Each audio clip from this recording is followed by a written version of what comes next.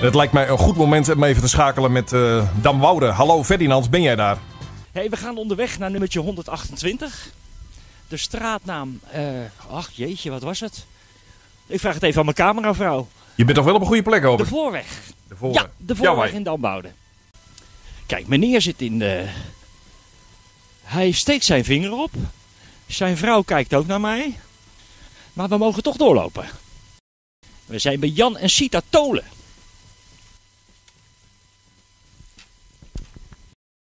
En de deur gaat open. Ik ben Sita.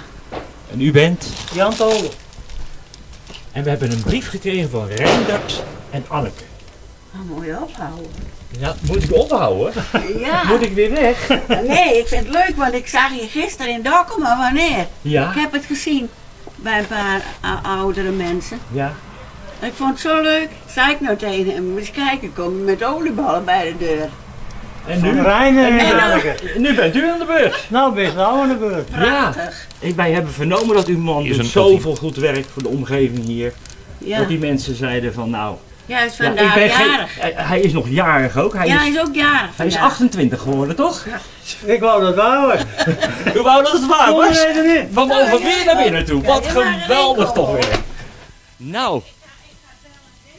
Ik ga u een schaal overhandigen met oliebollen. Oké. Ja, Leuk, is die voor u jou. aangeboden zijn eigenlijk door Reindert en Anneke. Wat doet u al zo al? Kunt u een klein beetje uitleggen? Nou, wat... Ik ben bij de ijsvereniging als vrijwilligerwerk. Ik ben bij de kaartvereniging vrijwilligerswerk. En wat maar op pad komt, dat is al je vrijwilligerswerk. Dus elk vrij uurtje. Ja, dat is skousen, schilderen en van alles wat maar op pad komt. Waar de mensen mij nodig hebben, die help ik. Ik ben er heel blij mee. Ja. En ik hoop dat we een goede jaarwisseling hebben met z'n allen. En dat u En maar weer gezondheid. lang gezond mag blijven en lang goede dingen mag doen voor de mensen. Ik hoop het ook, ja.